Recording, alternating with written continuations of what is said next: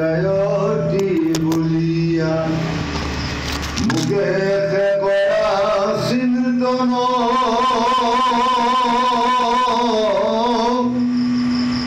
নাৰী বা পুৰুষ নতুন প্ৰশংস তৰুতি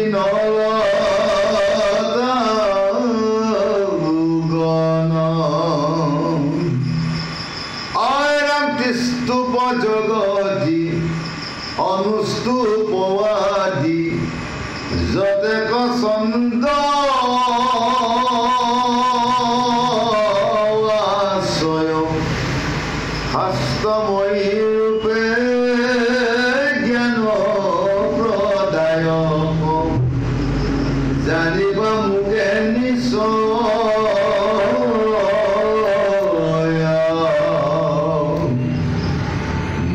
মাত্ৰ সত্য শান্ত সৰ্বজ্ঞান বিষধেনু হুতাসন গিৰি গহ্বৰ আকাশ অনিল মই যে জগজীৱন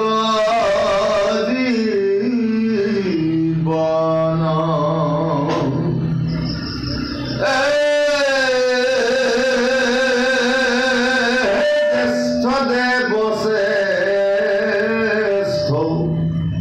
বলিষ্ঠ গৰিষ্ঠ আদি জলৰাশি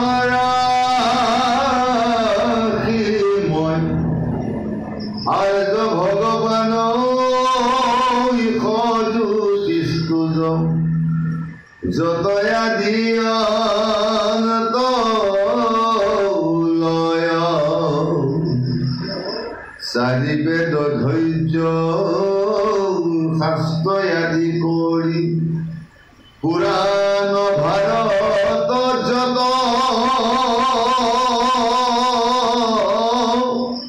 সবাকো মূৰ বিভূতি বুলিয়া জানিবা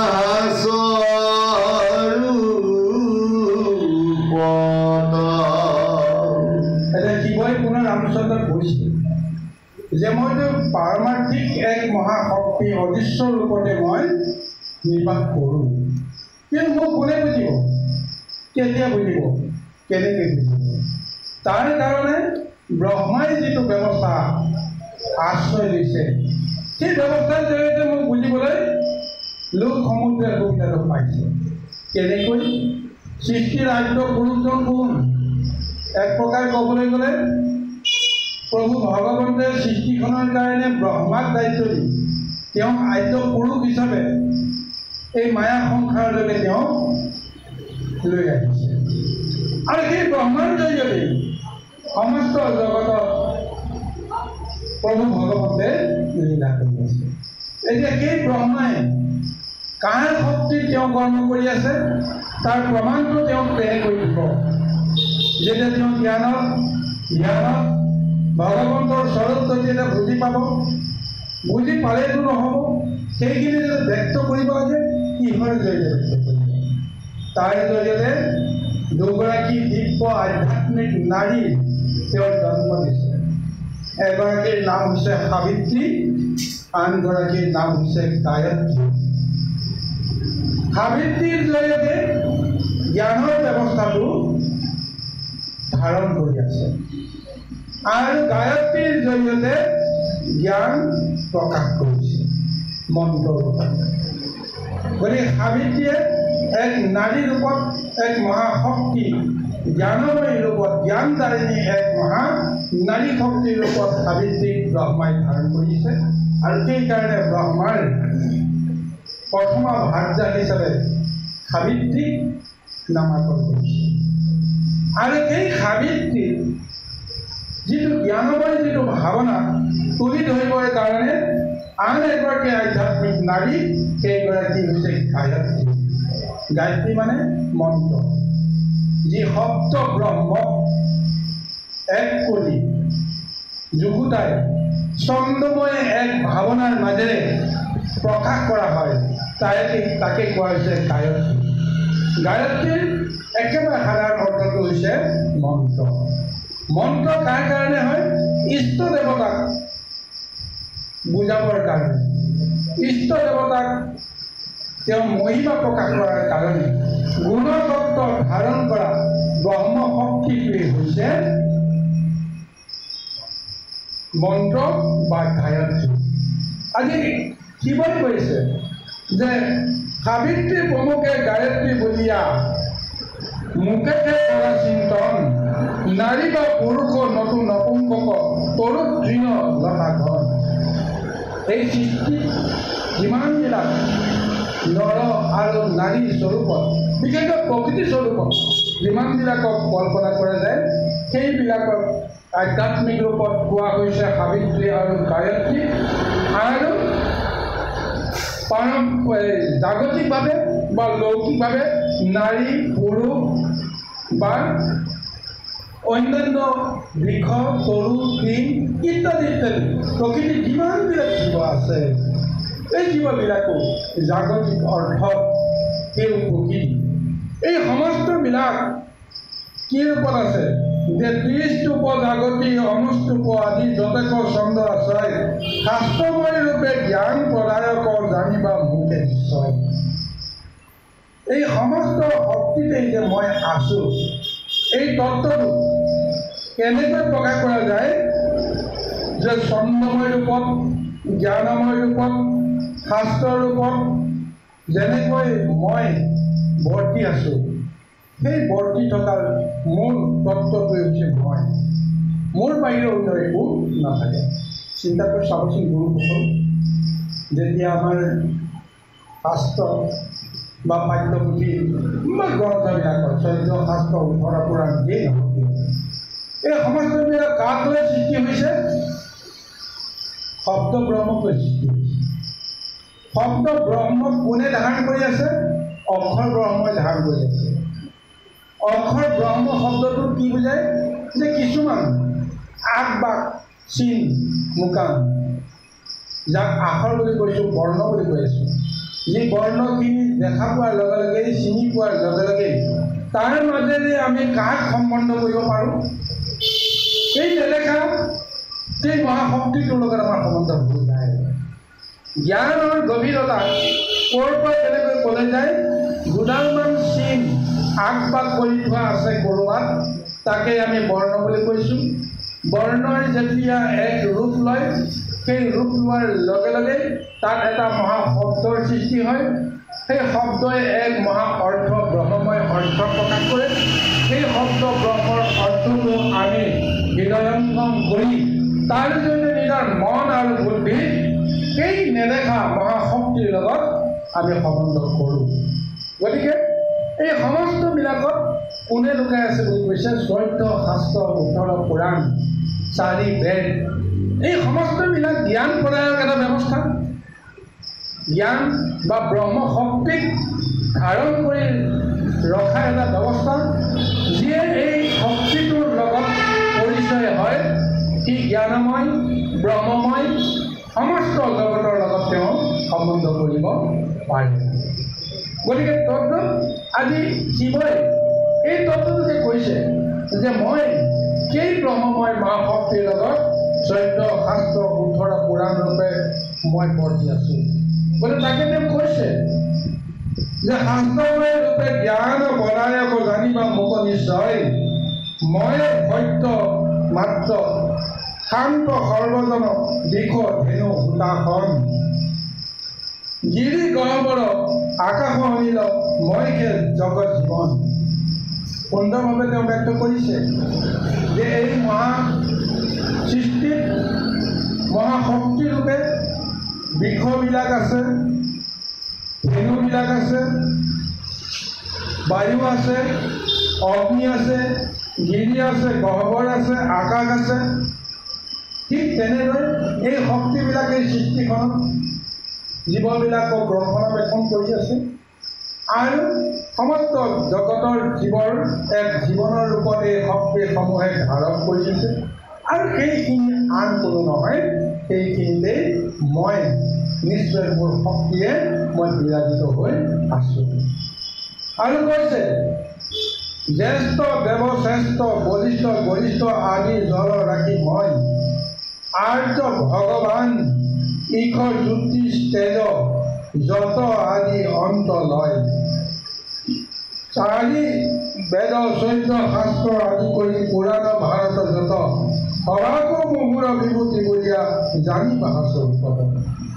এই সৃষ্টিত যিমানবিলাক সৰু বৰ দেৱতা আছে, বলিষ্ঠ আৰু গৰিষ্ঠ মহাশক্তিবিলাক আছে, জলৰাশি আছে, ঠিক তেনেকৈ ইন্দ্ৰকে আদি কৰি দেৱতাবিলাক আছে, ভগৱন্তকে আদি কৰি ঈশ্বৰকে আদি কৰি মহাশক্তিবিলাক আছে।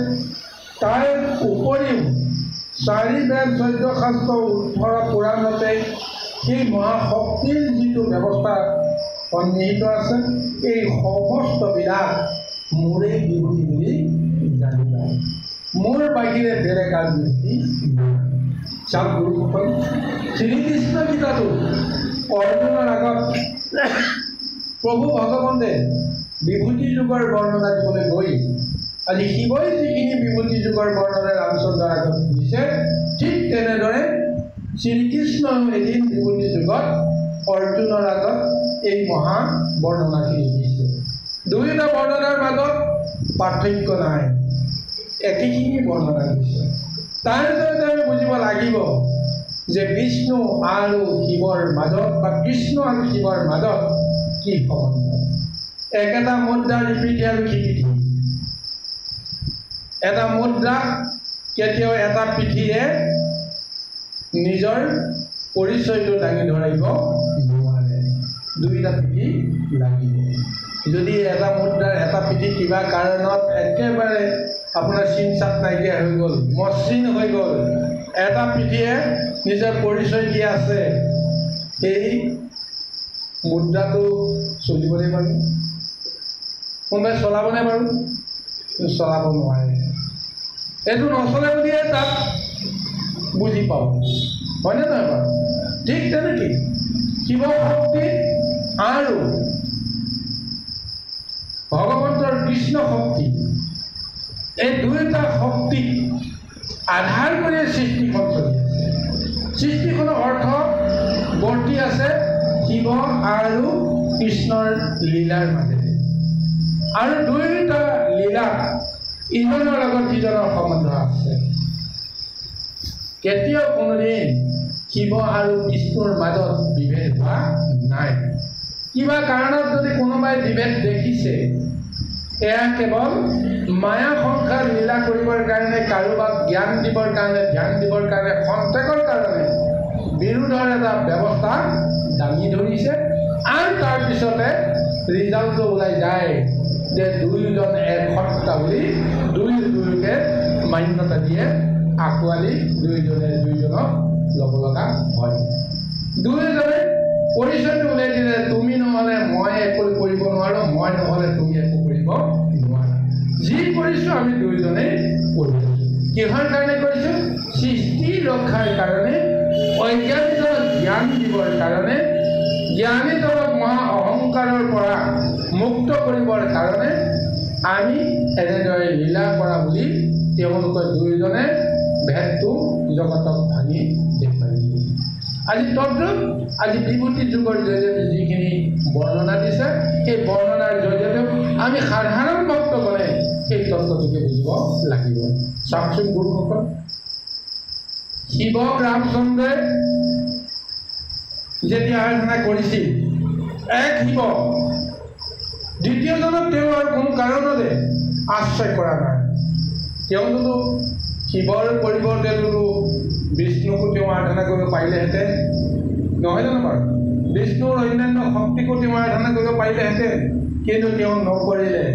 অগস্তি ঋষিৰ পৰামৰ্শমতেই হওক বা যেনেকেই নহওক, এক শিৱৰ বাহিৰে তেওঁ কাকো এই সংসাৰত তেওঁ চিন্তা কৰিব পৰা নাছিল।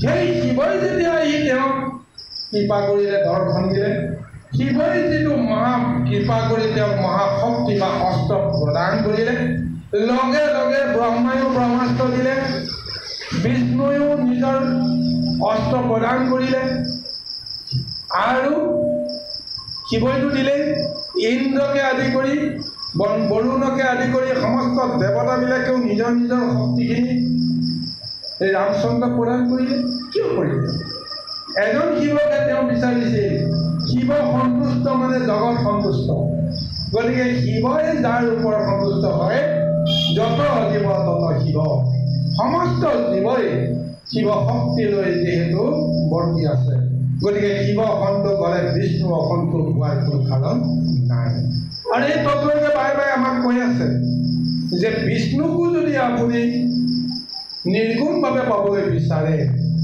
শিৱকো আপুনি নিৰ্গুণভাৱে পাবলৈ সমৰ্থ হ'ব লাগিব তেতিয়াহে আপুনি সংসাৰৰ মায়াৰ পৰা মুক্ত হ'ব পাৰিব গতিকে যদিও 17টা আমাৰ 3 গুণত ব্ৰহ্মাক ৰজগুণত দিছে বিষ্ণু শতগুণত দিছে আৰু শিৱক তমগুণত দিছে কিন্তু 3জনৰ ভিতৰত বিশেষকৈ শিৱ আৰু বিষ্ণুক একান্ত যিজন ভকত নিৰ্গুণভাৱে নিষ্কাম ভাৱতেৰে যদি তেওঁ সেৱা পূজা কৰে সেইজনকে তেওঁৰ উত্তম ভকত বুলি বিষ্ণুও মানি লয় শিৱও মানি লয় গতিকে সেই শিৱকো নিৰ্মল আৰু উত্তম ভকতিৰ জৰিয়তেহে পুষ্ট কৰিব পাৰে বিষ্ণুকো ঠিক তেনেকৈ নিৰ্মল আৰু উত্তম ভকতিৰ জৰিয়তে নিৰ্গুণ ভকতিৰ জৰিয়তেহে সন্তুষ্ট কৰিব পাৰি বাকী সকামীভাৱে বিষ্ণুক যদি আমি তুতি কৰোঁ শিৱক যদি তুতি কৰোঁ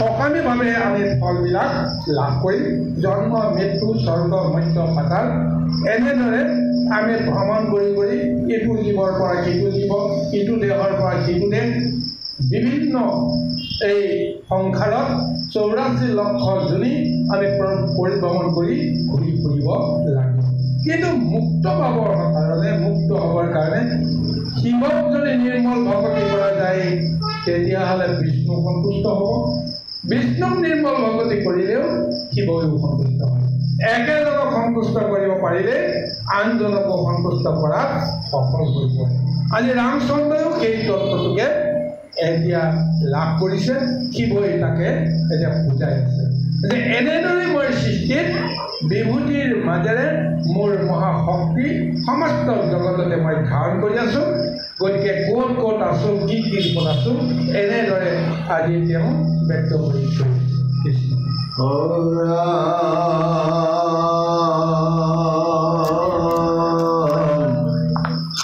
অভিজ্ঞ চৰাত অংগীৰ সশ্ৰেষ্ঠ বিদ্যাচন্দ্ৰ ইতিহাস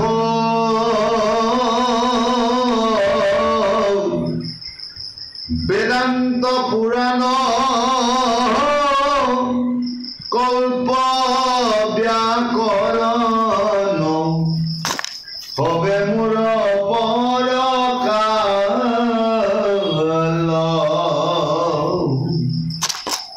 অৰাম শ্লোক সূত্ৰ বাক্য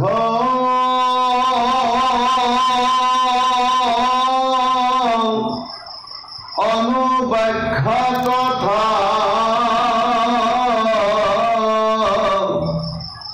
পৰবিদ্যা আছে যত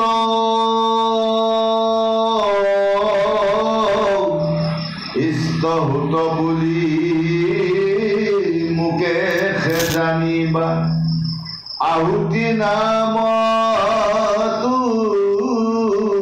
খ্যাত দত্তয়ামি পৰলোক সৰ্বভূত ৰূপধাৰী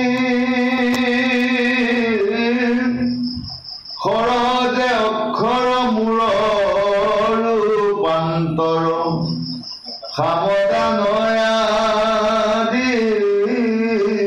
কৰি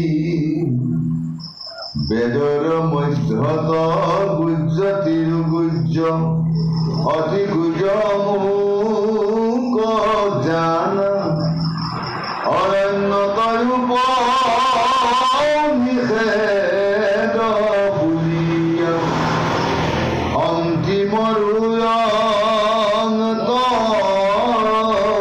মানা এতিয়া পুনৰবাৰ কৈছে ৰামচন্দ্ৰ যে হে ৰামচন্দ্ৰ মই কোন পুনৰবাৰ মই ব্যক্ত কৰিছোঁ যে মই অভিজ্ঞ, মই স্বৰাট।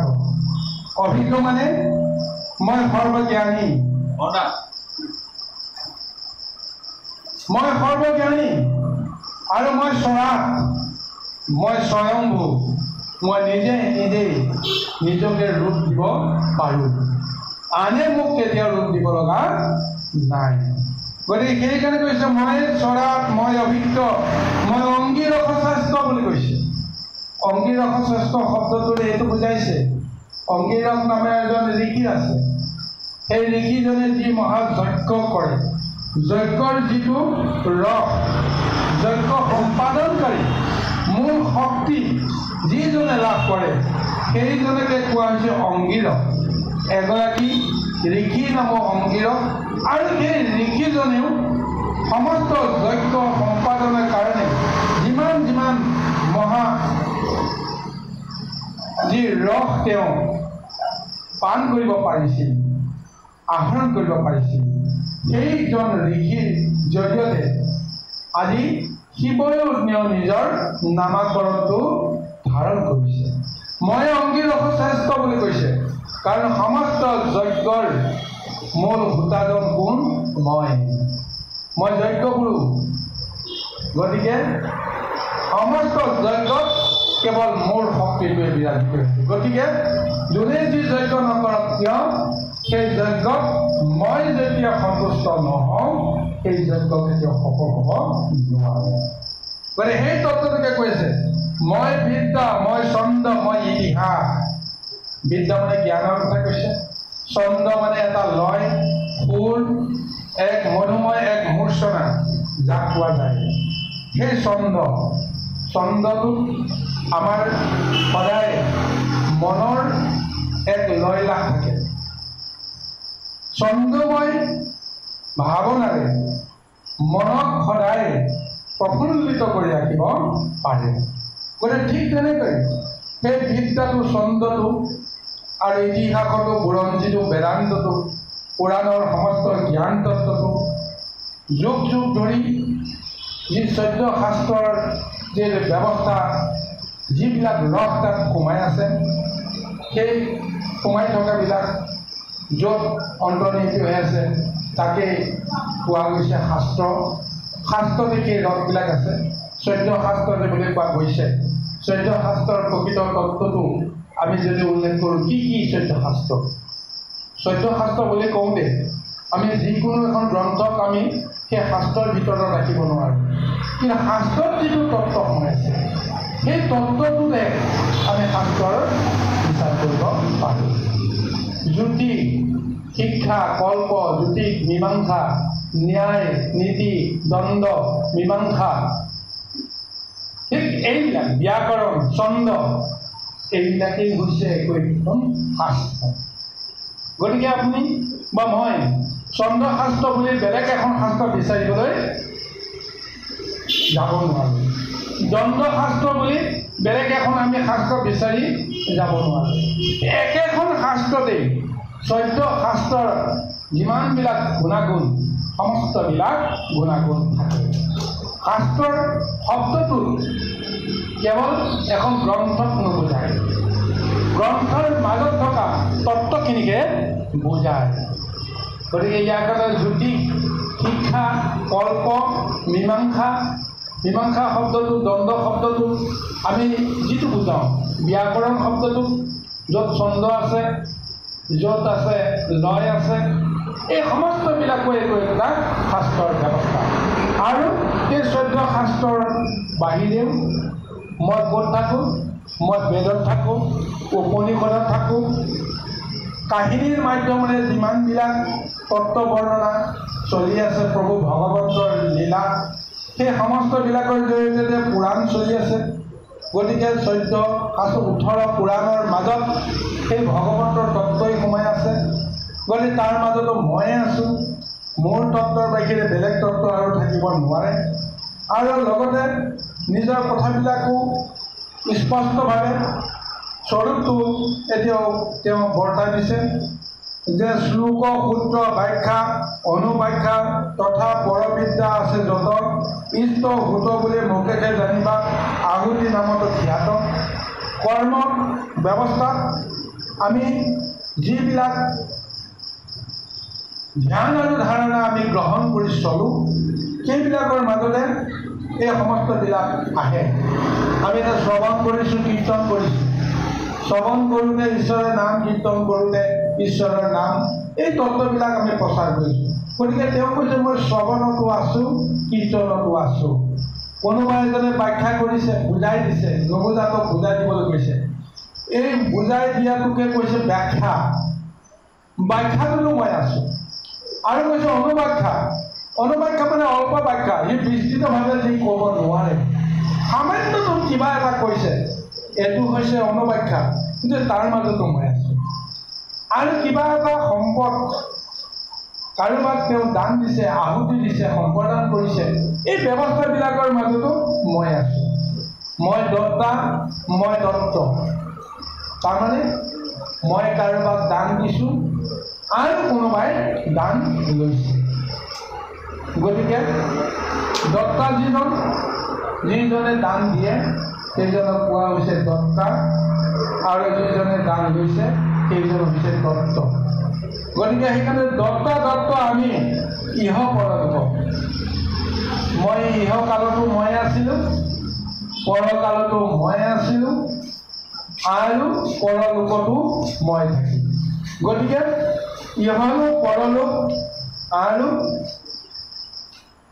ভৱিষ্যত সমস্তবিলাক লোকত মই সৰ্বভূত ৰূপ লৈ মই ধাৰণ কৰি আছোঁ গতিকে তাকে কৈছে দত্ত আমি ইহ পৰলোক সৰ্বভূত সৰ্বৰূপধাৰী খৰজে অক্ষৰ মূৰ ৰূপান্তৰ সাম দান আদি কৰি মোৰ দুটা ৰূপ আছে এটা হৈছে খৰ এটা হৈছে অক্ষৰ খৰ মানে দেহধাৰী জীৱবিলাকক কোৱা হৈছে খৰ দেহধাৰী জীৱবিলাকৰ এঠাইৰ পৰা আন ঠাইলৈ গমন চলে চলন চলে কিন্তু অক্ষৰ যিটো সি কোনোদিন ক'তো নচলে তাৰ চলিব লগা নাই সৰ্বব্যাপী যিটো মহাশক্তি চবতে আছে সি ক'ত চলিব কওকচোন বাৰু ক'তো যাব লগাই নাই গতিকে সেই অক্ষৰৰূপ পৰম ব্ৰহ্মক কোৱা হৈছে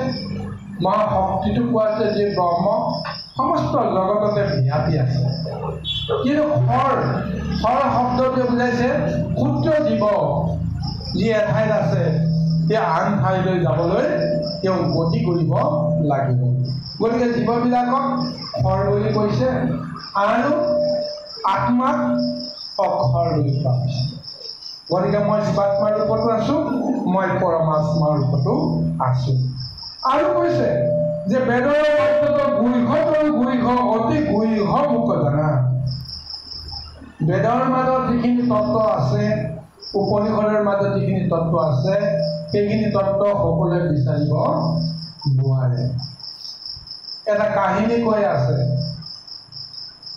বেদৰ মাজত বা কাহিনীৰ বিষয়টো নাহে কিন্তু যেতিয়া উপনিষদত পুৰাণত যেতিয়া আমি প্ৰৱেশ কৰিম তাত কিছুমান কাহিনী উল্লেখ আছে যিবোৰ কাহিনী ভগৱন্তৰ চৰিত্ৰ হ'ব পাৰে যিবোৰ কাহিনী দেৱতাৰ চৰিত্ৰ হ'ব পাৰে মনুষ্য বা দৈত্য দানৱৰ চৰিত্ৰ হ'ব পাৰে এই চৰিত্ৰবিলাকৰ মাজেৰে এটা কাহিনী কৈ গৈ আছে কিন্তু এই কাহিনীটো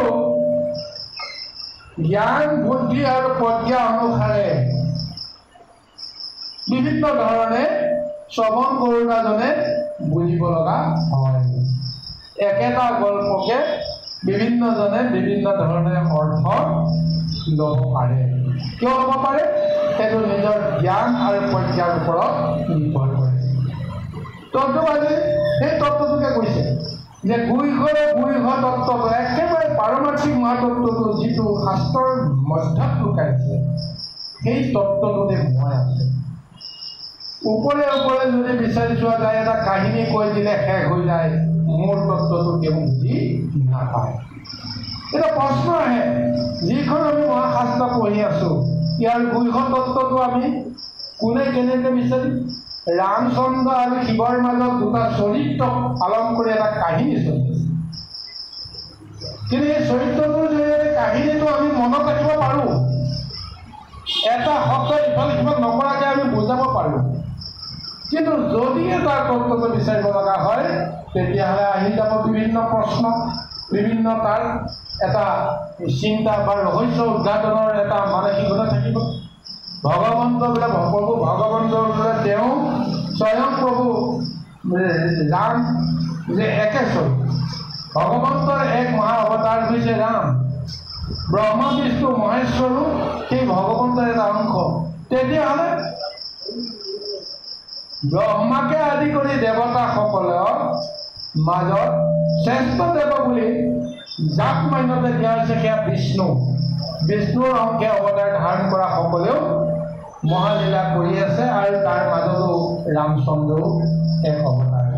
কিন্তু সেই ৰামচন্দ্ৰই শিৱক কৃপা কৰি আছে, শিৱক এজন মহাভক্ত বুলি বিষ্ণুৱে বা কৃষ্ণই তেওঁক গণ্য কৰি আছে, অথচ ৰামচন্দ্ৰই আহি তেওঁক পূজা কৰিব লগা হৈছে আৰু ৰামচন্দ্ৰই শিৱৰ পৰা জ্ঞান ল'ব লগা হৈছে। এই কথাটো যদি আমি বিশ্লেষণলৈ আনো, ৰহস্যৰ পৰম ৰহস্যৰ ভেদ কৰিবলৈ আমি আগুৱাই গৈ থাকিব লাগিব। গৈ গৈ গৈ গৈ যি থানত উপনীত হ'ম শিৱই কৈছে সেই থানতেই মই আছোঁ, গৈ গৈ মোকে বিচাৰি পাবা, ইয়াৰ পিছত আৰু একো বিচাৰি নাপাবা। যেনেকৈ গছৰ পৰা গুটিটো পাম, গুটিটো আমি যদি বিশ্লেষণ আমি তাক যদি কি আছে বুলি ৰহস্য উদ্ঘাটন কৰিব যাওঁ, গুটিটোত আমি প্ৰথমতে আমি ছাল পাম, হয়নে, বাকলি পাম। ছাল আৰু বাকলি গুচাই দিয়াৰ পিছত আমি মঙহাল কিছুমান মানে অংশ পাম, নহয় জানো বাৰু?